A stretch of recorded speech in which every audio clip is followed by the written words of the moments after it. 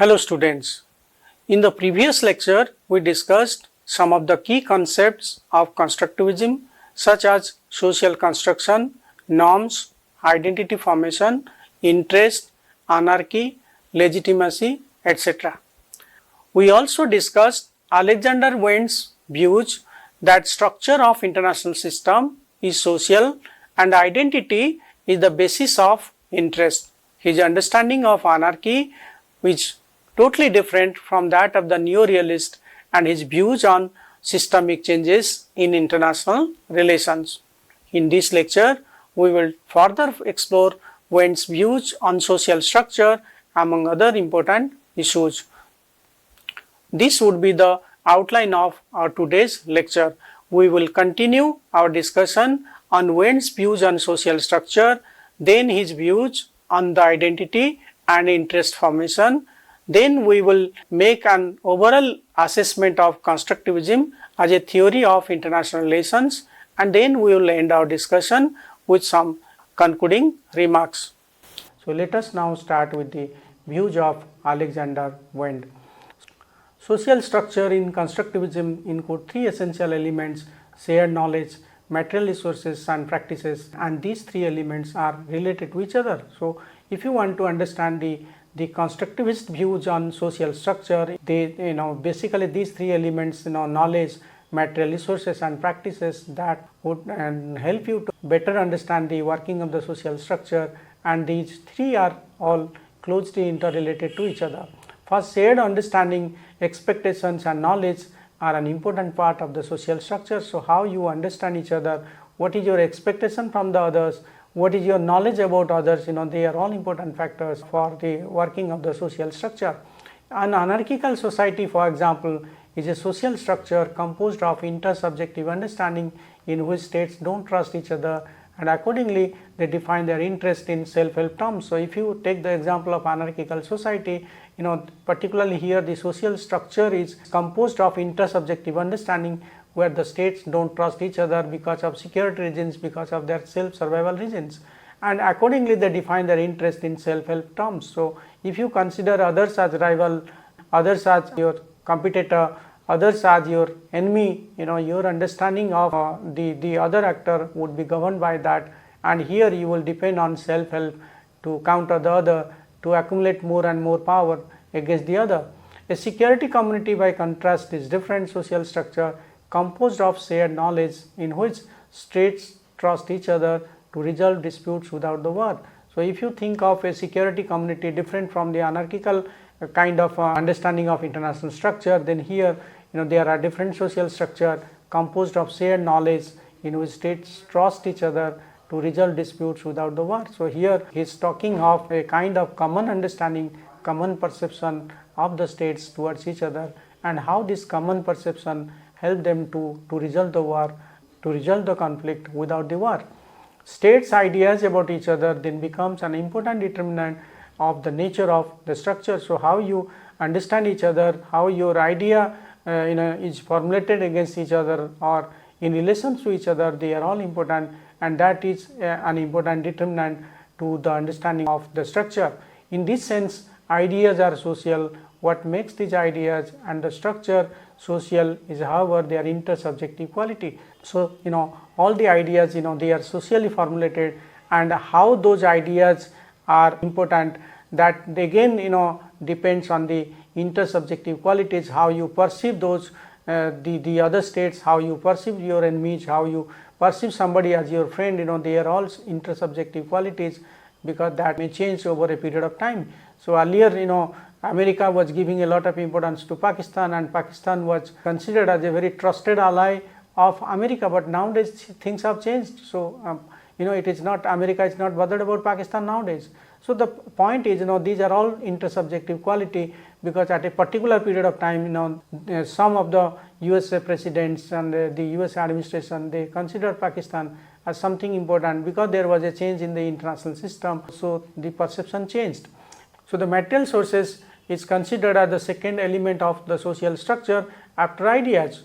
However, what makes the constructivist view of material sources different from that of the neo-realist is the constructivist socialized view of such capabilities. So, the material factor is important, but how you are socialized with those material factors, with those social capabilities, they are equally important for understanding the working of your foreign policy, the formulation of your foreign policy.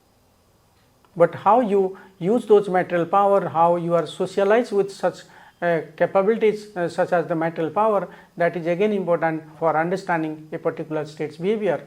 People act towards objects including other actors on the basis of the meaning that the objects have for them. So, how you understand others, what kind of meaning you are adding to others, that is again important. As a result, state will act differently towards enemies than what they do towards the friends, even if the former holds more material capabilities than the latter. So, how you relate yourself with others, how you understand the material power, that is again important, because sometimes you do not consider other countries just because of their material capability. It is also your perception, it is also your belief that you consider other countries very differently, whether they are your friends or they are your enemies. Wendt illustrate the point with the following example: 500 British nuclear weapons are less threatening to the United States than 5 North Korean nuclear weapons, because the British are friends and the North Koreans are not. So, material factor is important, but how you understand this material factor, what is your perception about this material factor, that is again important. If you think of the US example, USA is a nuclear weapons country, UK is also a nuclear weapons country, and they possess, USA possess several thousands of nuclear weapons, and the Britishers possess several hundreds of nuclear weapons. But if you compare that figure with North Korea, they are having 10 or 15 or maybe 50 nuclear weapons, but that is considered as more threatening to the American than the United Kingdom. So, that clearly establishes the fact that your perception of other is really important, not just your material capability. Here material power is interpreted through and defined by ideas that actors hold about the other. So, your ideas are important, how you understand the other is important, how you perceive the other is important, not just the material factor. Finally, according to Wendt, the third element of the social structure consists of practices. So, ideas are important, material factors are important, so also the practices. Social practices produce and reproduce the intersubjective meanings, which in turn constitute the social structure and actors alike. Practices create and sustain social structure. So, practices are important because they produce the intersubjective meanings and that in a way affect the social structure, how the actors behave. So, that is again important. So, practices create and sustain the social structure. So, social structure, understanding the constitution of the social structure cannot be understood without the role of ideas, without the role of the material factors, how you understand those material factors, what is your perception about that material factors, and also the practices. So, these three things, they help you to understand the role of the structure. For example, international norms that uphold liberal democracy are the dominant model of legitimate statehood and which license intervention in the name of human rights and the promotion of free trade exist and persist only because of the continuous practices of liberal democratic states. So, if we give any importance to human rights, if we give any importance to humanitarian intervention or what we call responsibility to protect, it is because all of the major countries are liberal democratic countries, and as a democratic country they think that this should not be allowed, the rulers should not cause genocide, they should indulge in ethnic cleansing, because they are not acceptable to the international law. So, as a fellow democratic country, as a liberal democratic countries, you consider those norms, those laws seriously, and that is why you offer help to the other communities living on the other side of the border. So, the point is so these kind of practices that are also understand have a better idea on the working of the social structure. Constructivists presented a very distinctive view of state identity and interest. Neorealism holds the idea that state identities or interests are given. In the anarchical international system, states must acquire egoistic identities and interests. As we discussed that neorealism have a different understanding of state identity, and they consider that these identities are already given and the state have no major role to change these identities because because of this international structure. So, they indulge in egoistic identities and interests. Constructivism on the other hand argues that states acquire identities through social interaction, and as a result state identity becomes endogenous to interaction among the states. So, the constructivists, they understand identities in a different way, and particularly they emphasize the role of social interaction because state identity becomes endogenous to interaction among the states. This is contrary to neorealism, which argues that states start interaction with already acquired egoistic identities. This neorealist argument has also important implications for the state interests, which are assumed to be also egoistic. So, if you consider the international structure as something given and states behave as per the international structure, so then the question is, you will depend on self-help and you will indulge in power balancing or balancing others' power, and your foreign policy will all be egoistic. You will be thinking about yourself only. But as per the constructivist ideas, the interest is not determined independently from the state identity. So, your interest is related to your identity. If you are a democratic country, or if there is an identity of you as a democratic country, your interest would be different than a totalitarian or authoritarian country, and that is how your identity is important for understanding your behavior. In other words, identity is the basis of interest because states first acquire those identities through social interaction and determine what their interests are. So, once you interact with others, you develop your identity, and on that basis you interpret what is your interest, what it should be. If identities of states change, then actors' perspective on certain situations may also change, what may prompt a redefinition of interest. So, your interests are not fixed. So, if your identity of today is something different, your interest of today would be different. If if your identity change, then definitely then that would also lead a change in your interest or redefinition of interest. So, earlier America was acting as a country fighting against the terrorists or fighting against terrorism. That is why Pakistan became important, but its interest now changed, and because the terrorism factor is not there for America in a very serious way. So, now it is not giving any importance to Pakistan. So, that shows that your interest changes as there is a change in your identity. Identity is a core concept to constructivism. How state identities are constructed and how they change, they occupy a central place in the constructivist research agenda. So, how the state identity is formulated and how they change, this is a major question in the research agenda of the constructivist theory. According to constructivists, identities define the interest of the states. Therefore, they have a powerful explanatory power in foreign policy analysis. If identity is so important, then how do states form those identities? Now, the question is, if identity is important for the states, how they form those identities, how they get their identities, that is again an important question.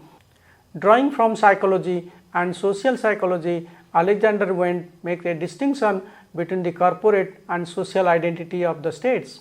Since Wendt's constructivist approach adopts a systemic level of analysis, he excludes the corporate identities of the states from his analysis and tries to show how states form their social identities and consequently their interest through systemic interaction. So, he is not talking of the role of the domestic factors, rather he is talking of the systemic factor and how this systemic interaction actually help to build your identity, how it helps to understand your interest, that is all important, and that is why he gives more importance to the systemic interaction of the states.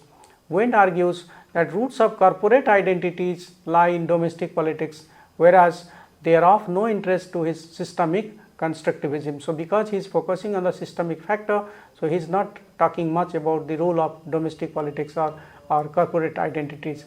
This way, Wendt aims to show how state identities and interests are internal and not external to interaction, as the neorealists argue. So, that is how he is talking of the state identities and the interest, those are all internal factors, not external to interaction, what the neorealists are arguing. Social identity on the other hand is defined as a set of meanings that an actor attributes to itself as a social object, while taking the perspective of others, that is the social object. So, how you attach meaning to yourself, to the other actors, they are very important to understand your identity formation, your interest. States may have multiple social identities which with which they identify themselves, and the salience depends on specific social context. So, it is not that state have only one identity as argued by the neorealists, rather they have multiple identities. According to Wendt's systemic constructivism, systemic interaction through which states socialize with each other has a decisive impact on their identity and interest construction. So, how you interact with others and how you socialize yourself with others, they are all important factors that help us to understand a particular country's identity and interest construction. What matters to the unfolding of this process and the culture of the international system is how states encounter with one another for the first time. So, how you interact with the states, how you interact with the state system, how you interact with other countries, they are all important for understanding your identity formation. Only through interaction they come to define themselves and others, and only after that they know who they are, they define their interests. So, how you interact with others, your interaction with others is the solid foundation which helps you to understand who you are and how you define your interest. For Wendt, interest and identities of actors emerge only in the interactive process. So, it is a very debated question that you develop your identity, you develop your interest only when you interact with others. So, we will discuss about this, but for Wendt, since states have no sense of self and other before interaction, they also do not have any social identity and interest that you can call as selfish or collective.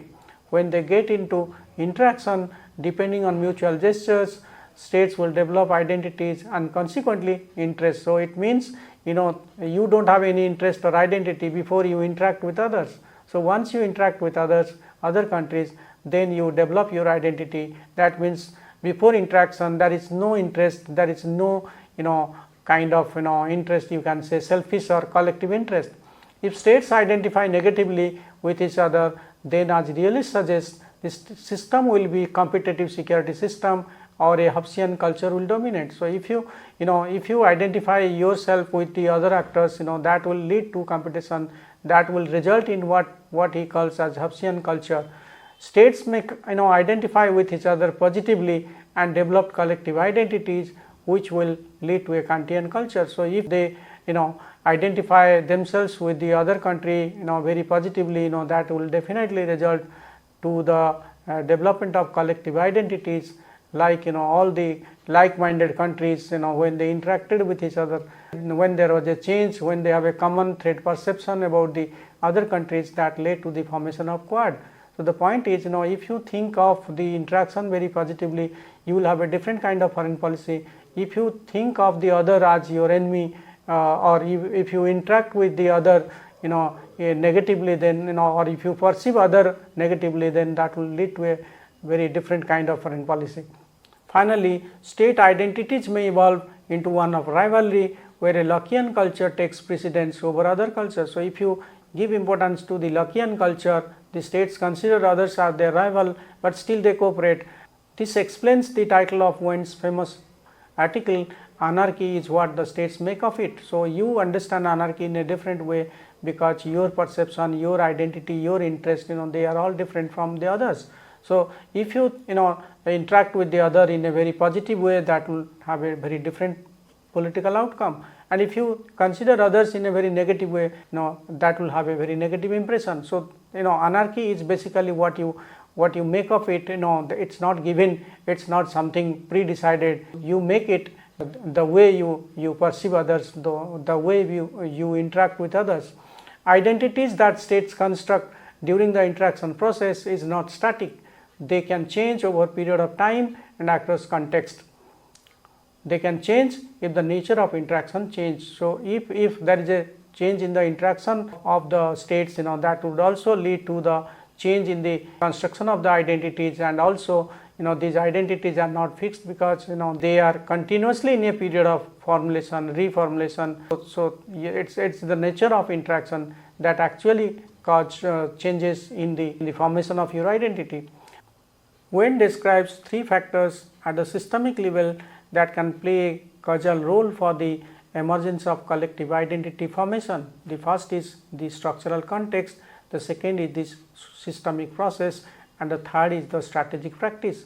So, structural context refers to the social structure with a particular kind of culture, and to him, if it is Hobbesian culture, then it is very hard for the states to develop a collective identity. So, culture is very important for collective identity formation.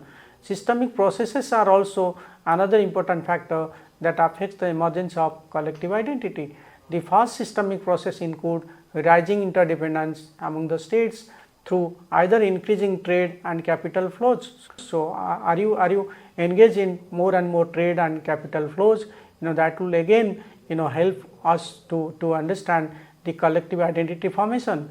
The other systemic process is the transnational convergence of domestic political and cultural values, which increase the similarity among the nations and help them to define the boundaries between them and us. So, Quad is the best example. So, one systemic process tells us about the rising interdependence of the states among the states through trade and culture. So, one systemic process includes and talks about the rising interdependence among the states through increasing trade and capital flows. The other talks about the transnational convergence of domestic and political values that help you to develop similarity among the nations and define the boundaries between us and them. Quad can be the example. Then the another example is Turkey's rejection by the European Union, for example, is seen by some scholars as a result of cultural differences between Turkey and Europe. So, cultural differences between the two Turkey and European Union that explains the reluctance of the European Union to make Turkey as a member. So, the point is these kind of issues help us to understand the collective identity formation in a very different way. Finally, strategic practices also plays an important role in whether states will form a collective or egoistic identity. So, what is your strategic practice? That again helps if the strategic practices of major European countries like France, like United Kingdom, they are more or less similar, but the UK is more dependent on the United States because of colonial regions, and France is more or less it considers itself as a very different country, and it talks about less and less dependence on the United States, and it talks about strategic autonomy. So, strategic practice plays an important role whether UK will be more closely aligned with the United States or France. So, that is again responsible for the collective identity or for egoistic identities. Strategic practices can also be both behavioral, what actors do, and discursive, what actors say. So, what you say, how you behave, so they are all important for your strategic practices. Alexander Wendt's systemic constructivism adopts a third image perspective. So, he is talking about the systemic interaction between the state actors at the international level, and he is not giving enough importance to the role of these actors at the domestic politics.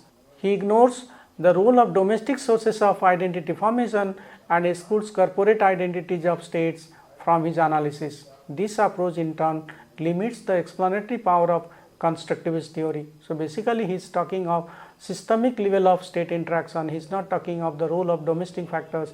So, that is a limitation of the theory of constructivism. Many scholars, especially the neo-realists, also skeptical about the importance that constructivists attach to norms, in particular international norms. Such norms surely exist, but they are routinely disregarded by the powerful countries if that is not in their interest. So, he is talking of the importance of the role of norms, but there again norms are applied very selectively. So, if you are a great power, you interpret everything as per your interest and do not give equal importance to the norms. America knew that if it attacks Iraq or Afghanistan, it is a violation of their sovereignty, the international norm, but still it went ahead. So, again this is a point on the basis of which constructivism, particularly the idea of Wendt is criticized. He mentions that states don't have any history and consequently any conception of friend and enemy before systemic interaction.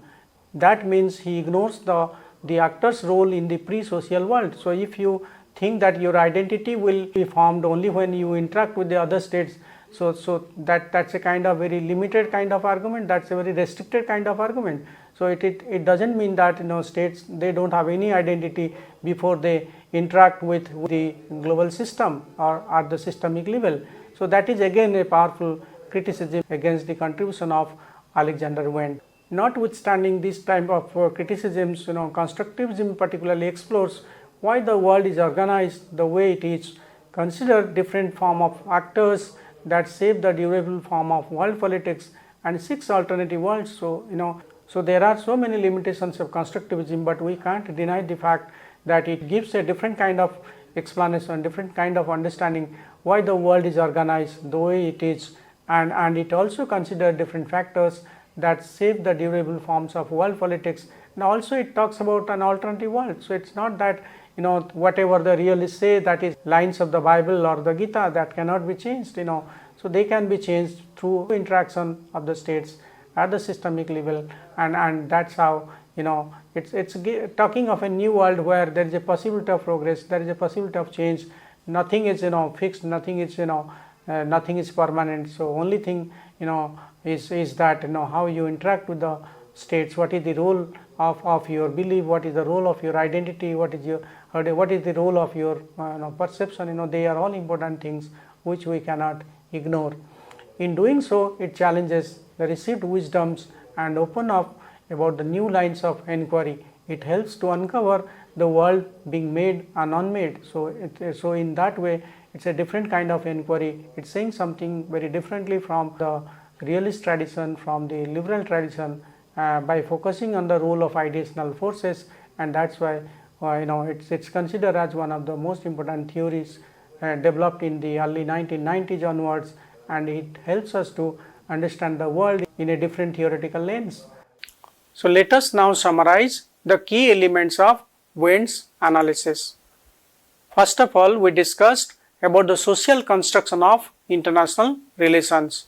Wendt argues that the structure of human association are determined primarily by shared ideas rather than material forces, as the neorealist and the realist argue, and the identities and interests of purposive actors are constructed by these shared ideas rather than given by nature. Second, anarchy is what states make of it. International system is not inherently conflictual or cooperative, rather it becomes what states make of it through their social practices and day-to-day interactions. Third, Wendt discusses about three cultures of anarchy. First, the Hobbesian anarchy characterized by war of all against all. Then the Lockean anarchy where conflicts are limited, and finally the Kantian anarchy where states see each other as friends and expect disputes to be settled peacefully. Next, Wendt discussed about identity and interest. According to him, state identities, whether a particular country is a friend, enemy or rival, and interest are not pre-decided or predetermined, but are constructed through day-to-day social interaction. This process is dynamic and can change over time as states interact and renegotiate their identities and interests. You can see the Indo-American relationship in the Cold War and the post-Cold War period. How in the Cold War period, India was seen by America in the Cold War period, if not an enemy, at least a rival, because of its close relationship with the former Soviet Union. But the same America, considered India as a strategic partner in the post-Cold War period, and at present their relationship with each other is very close. So that explains Wendt's analysis that interest and identity are not fixed, they change according to social circumstances and dependent on the basis of social interaction. Next, he focused on mutual constitution of agents and structures. Wendt's theory underscores the mutual constitution of agents, that is the states, and the structures, that is the international system. States are shaped by the international system, but they also actively shape this international system through their day-to-day interactions and social practices. Critics, however, argue that Wendt ignores the domestic sources of identity formation and also incorrectly mentions that states don't have any conception of friend and enemy before systemic interaction. Despite this, Wendt's constructivist theory has reshaped the field of international relations by challenging the materialist and the deterministic assumptions of traditional IR theories like realism and Marxism, and providing a framework for understanding how ideas, norms, identities influence the state behavior and international outcomes. His work underscores the dynamic and constructed nature of international politics, opening new avenues for research and analysis in international relations. In the next lecture, we will discuss about another interesting IR theory called feminist theory of international relations. Hope you enjoyed our discussion on constructivism, which we discussed in 3 lectures. Most of the students find constructivism as a boring theory. I hope I made an attempt to make constructivism theory in international relations interesting for you. Thank you very much. Thank you once again.